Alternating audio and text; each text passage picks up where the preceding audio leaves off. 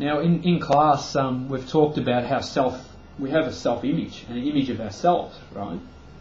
It's the most corrupt thing we can live by. The image you have of yourself is false. And simply because the image you've built up of yourself is based upon experiences you've had, right? All of the experiences you've had have sort of led you to believe certain things. You've skilled in certain areas. You've got, strengths. You've got these weaknesses. And we use our experiences basically to tell ourselves who we are. But there's a bit of a problem with that, is because in this particular moment, if I'm referring to my past, then one, I'm limited to past experiences and to what those experiences have told me, who I am. In this moment, when I want to be free and creative and respond to actually what's going on, what I'm doing is looking in the rearview mirror in life and judging what's back behind me in the road, and just living that way. And the other thing too is the experiences you've had, and not so much the experiences you've had, but are perceptions of your experiences, the way you've seen things happen too, further limits. So the self-image, when you actually look at it, and I'll break through the confusion in a minute, is a really corrupt way of living. Who you believe yourself to be is kind of, it's a concept only. It's not who you actually are. Because if in this moment you sit with yourself and you ask yourself the question, what words are best to define me, who I truly am? Now, can you think of one word? Can you think of 3 words? Can you think of a sentence that fully sums up who you are, like a perfect box that fits around you, that gives you a picture-perfect representation of who you are, that doesn't leave out any aspect of yourself, and is true? And not only are those words true, but are true throughout every experience you have. Because let's put it this way, if the people who say they're an angry person, right, because it's a common one, people say they're an angry person, well, are you angry all the time? Or do you experience, anger flashes or whatever, and then you're happy, and then, all that sort of stuff, and then you're angry again? Is that what's happening? Or are you having a solid experience of being angry? Because if anger was going through every one of your experiences, then yeah, true, you are an angry person. That's your basic definition. But when I sit with myself and I get rid of my birth name and get rid of my self-image and I ask myself the question, who am I and what am I? I'm stuck for an answer. I can't, even though I'm the one who's with me 24 hours a day, sleep, wake, and I've been with myself for 35 years now, I still do not have a word or a string of words that gives me a full concept of who I am.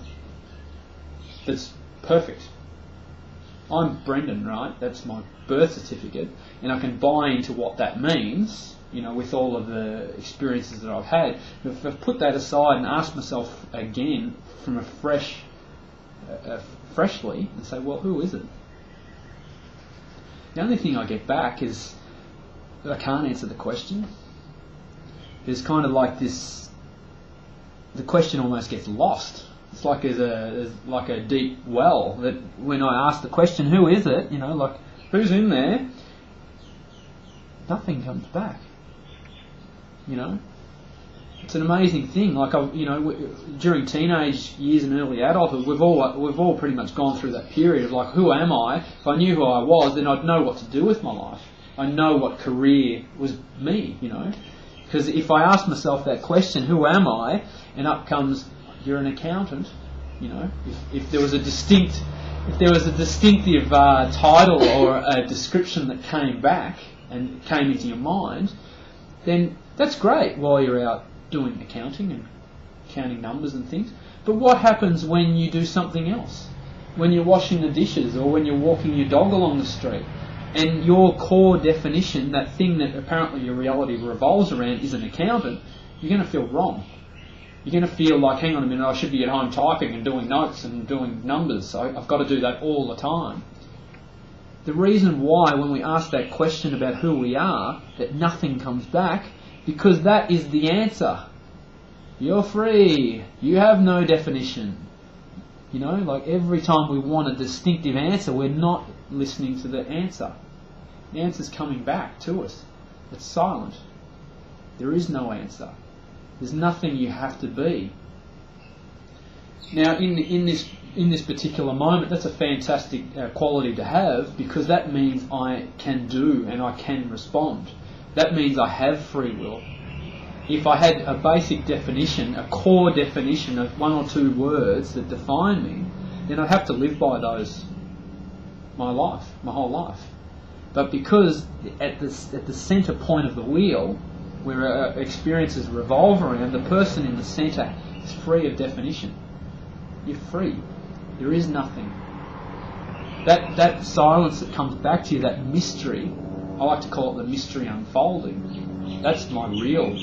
That's probably the best string of words to put to me, because I don't know what I'm doing next.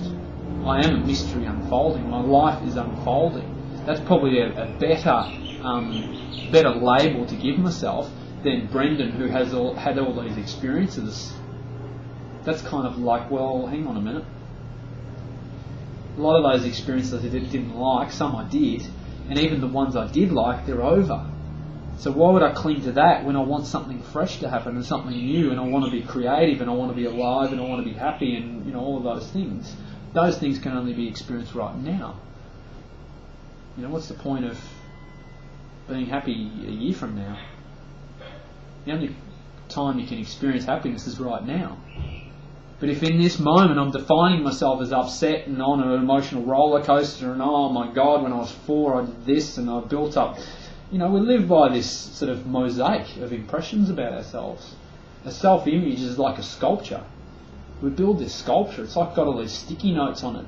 And we build up this impression, oh, this is my weakness, and this is the bit I don't like, that's the bit I'm avoiding, and that's my strength, and this is what I'll show to the world so people get bluffed and fooled and blah, blah, blah. And all of these, we've got all these tug of war going on inside ourselves to build up an impression of who we are so we can live our lives.